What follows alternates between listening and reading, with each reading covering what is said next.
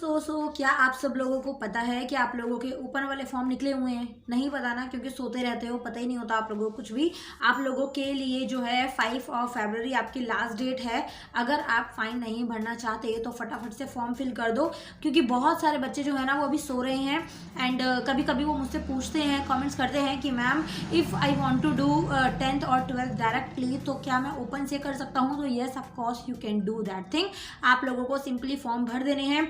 Haryana board की official website के ऊपर इफ़ यू गो, सो वहाँ पर आप लोगों को एक ऑफिशियली नोटिस जो है वो नज़र आएगा, which also you can see on my screen.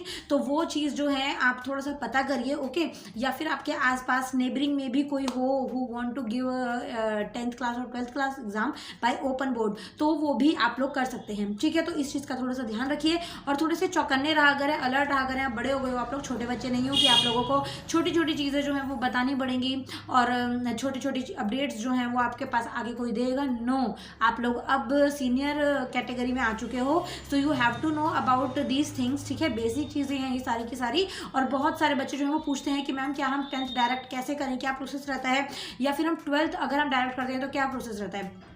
देखो, 10th ओपन की करने के लिए आपके पास 9th की मार्कशीट होना कंपलसरी है, ओके। बट 12th के लिए ओपन करने के लिए it's not compulsory for 11th marksheet. आपके पास 10th पासिंग डीएमसी होनी चाहिए, ओके।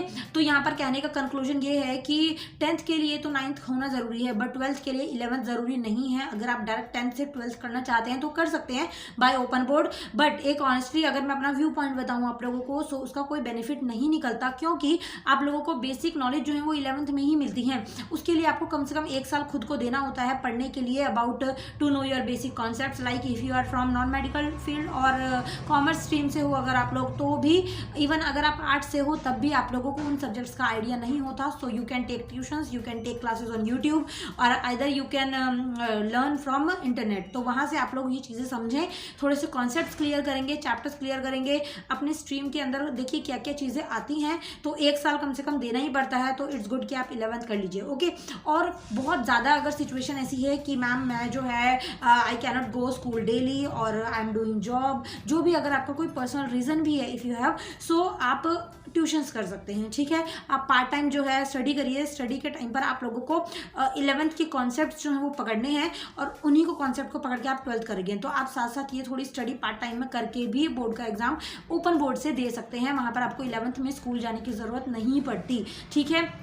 तो इस चीज़ का थोड़ा सा ध्यान रखिएगा और आप लोगों को कोशिश यही करनी है थोड़ी सी कि ट्राई करें कि कॉन्सेप्ट्स क्लियर होने के बाद ही आप लोग पेपर दें, ओके। क्योंकि बहुत सारे बच्चे हवा हवा में पेपर दे देते हैं कि हाँ मैम हम तो पेपर दे देंगे, हम लोगों से हो जाएगा। और कुछ टाइम बाद में क्या होता है, कंपार्टमेंट लेकर बैठ जाते हैं, फिर कंपार्टमेंट के लिए धक्के खाने पड़ते हैं, भाई हाँ दोबारा से पढ़ना पड़ेगा, रिजल्ट अटक जाता है, ओके। तो इस चीज़ का थोड़ा सा ध्यान रखना। If you are prepared well, only in that condition you will give open exam. Otherwise आप 11th करिए, पासिंग आउट होइए, उसके बाद आप चाहे 12th ओपन से कर सकते हैं, then it make sense, okay. उसके बाद में 10th वालों के लिए भी सेम थिंग है। 10th में सिलेबस जो है वो 9th के कंपेयरिंग बहुत डिफरेंट होता है। बहुत सारी टर्म्स आपके पास 9th में नहीं होती हैं। तो ऐसी चीज़ें अगर आप करना चाहते हैं, अगर आप 9th के बाद 10th डायरेक्ट करना चाहते हैं विदाउट गो टू स्कूल, तो आपको वहाँ पर कुछ टर्म सीखने की जरूरत पड़ेगी, ठीक है। विदाउट टेकिंग ट्यूशन और विदाउट डू स्टडी आप डायरेक्ट 10th मत करिएगा, वरना कंपार्टमेंट आ जाती है, ठीक है। सिंपल सी बात है, फैक्ट है, रियलिटी है। So I am sharing with you. और एक चीज़ लास्ट में जो बच्चे बहुत ज़्यादा पूछते हैं and usually they ask from me कि ma'am if I do 10th और 12th बाय ओपन बोर्ड, चाहे किसी भी स्टेट से बिलोंग करते हो, इधर फ्रॉम राजस्थान, पंजाब, हरियाणा और एमपी, ठीक है ना, तो वो बोलते हैं कि मैम ओपन की वैल्यू जो है वो नहीं होती और कंपेयरिंग रेगुलर। तो यहाँ पर सिर्फ मैं आप लोगों को अगर ऑनेस्टली अपना व्यू पॉइंट बताऊँ तो यहाँ पर 1% चांस होता है if you go to abroad और you go any foreign country, तो वहाँ पर चांसेस होते हैं कि आपकी ओपन बोर्ड की डीएमसी में थोड़ी सी इश्यूज आएँ। लेकिन ऐसा ज़रूरी नहीं है ना, ठीक है।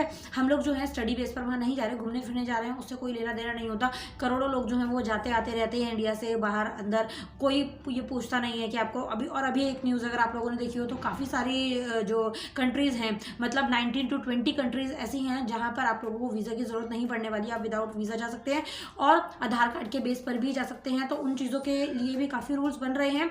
सो डोंट टू वरी कि आपको ओपन से करने हैं या फिर रेगुलर से। इससे कोई फ़र्क नहीं पड़ता, ठीक है। और एक चीज़ जो बच्चों के दिमाग में बहुत ज़्यादा आती है इस टाइम पर कि ma'am if you go for interview और फॉर अ जॉब और I am preparing for government exams, तो वहाँ पर मुझे डीएमसी लगानी पड़ेगी, मार्कशीट देखेंगे वो और मार्क्स मेरे लगेंगे, तो वहाँ पर कोई फ़र्क पड़ता है कि मैं अगर ओपन से हूँ या फिर मेरी कंपार्टमेंट आई हुई है। तो यहाँ पर भी मैं आपको ऑनेस्टली ओपिनियन अपना बताऊँगी कि कोई फ़र्क नहीं पड़ता, किसी को कोई फ़र्क नहीं पड़ता, ठीक है। इवन मैं जब आप लोगों के टाइम पर थी ना, तो मैं भी बहुत ज़्यादा डरती थी कि यार अगर कंपार्टमेंट आ गई तो कंपार्टमेंट लिखा हुआ दिख जाएगा या ऐसा हो जाएगा वैसा हो जाएगा। कॉलेज में मेरी भी कंपार्टमेंट आई थी, ठीक है, बिकॉज टीचर स्टाफ अवेलेबल था ही नहीं, हम लोगों ने खुद ही तुक्के मार मार के पढ़ाई की थी, तो इसलिए हालात ही इतने ज़्यादा अच्छे होते हैं अपने देश के, आप लोगों को पता ही है। तो इसलिए स्कूल में कॉमर्स सेक्शन थे, तो कॉमर्स में हमारे पास अकाउंट्स के टीचर ही नहीं थे, तो अकाउंट हम लोगों ने थ्योरी कर करके पास की, प्रैक्टिकल का हमें पी भी नहीं आता था। अब जो ट्यूशन पढ़ाना स्टार्ट किया, अब हम जब टीचिंग करना स्टार्ट किया, तो हम लोगों को थोड़े कॉन्सेप्ट हमने समझे, क्योंकि हमें पढ़ाने की जरूरत थी, है ना। हम उनको ये नहीं बोल सकते कि थ्योरी करके पास हो जाओ। तो वो हर चीज़ जो है टाइम के अकॉर्डिंग डिपेंड होती है, ठीक है, सिचुएशन पर डिपेंड होती है। बाकी अगर आप ओपन बोर्ड से करते हैं, कहीं कोई प्रॉब्लम नहीं आती है, ठीक है। अगर आप इंटरव्यू दो, अगर आप कहीं पर फॉर्म फिलअप करने जाओ, अगर आप if you are preparing for any government exam, even if you are preparing for UPSC, ठीक है, कोई भी फ़र्क नहीं पड़ता, कोई कुछ आपको नहीं बोलेगा। सिर्फ they look your DMC, your marks, आपके मार्क्स पूछे जाएंगे कि हाँ भाई, ये नहीं बोलेंगे कि ओपन से करा कि तो बहुत बड़ा पाप कर दिया, या फिर आपने कंपार्टमेंट आई हुई थी, कंपार्टमेंट शो हो रही है, ऐसा कुछ नहीं होता, ठीक है। आप पासिंग आउट हो ये मैटर करता है, आप 12th में पासिंग आउट हो ये मैटर करता है, कोई फ़र्क नहीं पड़ता, आप ओपन से करो रेगुलर से करो, ठीक है। तो ये हुआ दिमाग से निकाल दो कि मैम अगर ओपन से करते हैं तो बहुत बड़ा पाप है, हम लोगों को जो है वो दूसरी जाति में शिफ्ट कर दिया जाएगा, रेसिज्म जो है वो अलाउड हो जाएगा यहाँ पर, और जातिवादी प्रथा स्टार्ट हो जाएगी, है ना, कि हम तो दूसरी जाति में चले गए अगर ओपन से 10th या 12th की है, ठीक है। ये बोर्ड एक जो है रिकॉग्नाइज्ड बोर्ड है, बोर्ड की तरफ से ही की गया है, और उन स्टूडेंट्स के लिए किया गया है who can not go school regularly और who are doing job and who are doing jobs including they are taking responsibility of their families, तो उस वजह से जो है वो लोग स्टडी नहीं कर पाते, so in that condition they can do 10th और 12th बाय ओपन बोर्ड, ठीक है। इस चीज़ का आप लोगों को ध्यान रखना है।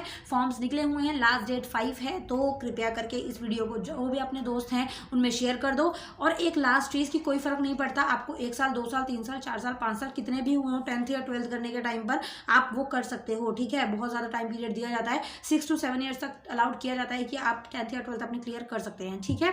तो इस चीज़ को थोड़ा समझो और एक एडिशनल इन्फॉर्मेशन की तरह समझ के रखो, दिमाग में रखना, आपके पास भी बहुत मौके आएंगे जब आप ये गाइडेंस किसी और को दे सकते हो, okay.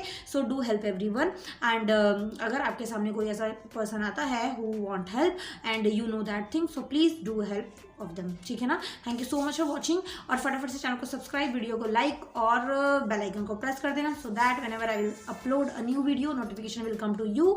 And practice test papers की सीरीज जो है वो स्टार्ट हो चुकी हैं, सो अगर आप ओपन से हैं, सीटीपी से हैं, रेगुलर से हैं, कोई फर्क नहीं पड़ता, सबके क्वेश्चन पेपर सेम रहेंगे, सबका सिलेबस सबका पैटर्न सेम है, और साथ साथ मैं पासिंग स्ट्रैटेजीज भी बता रही हूँ। अगर वो वीडियोस देखोगे तो आपके नंबर कम नहीं आएंगे, ठीक है, definitely you will pass, okay. Thank you so much for watching, bye bye.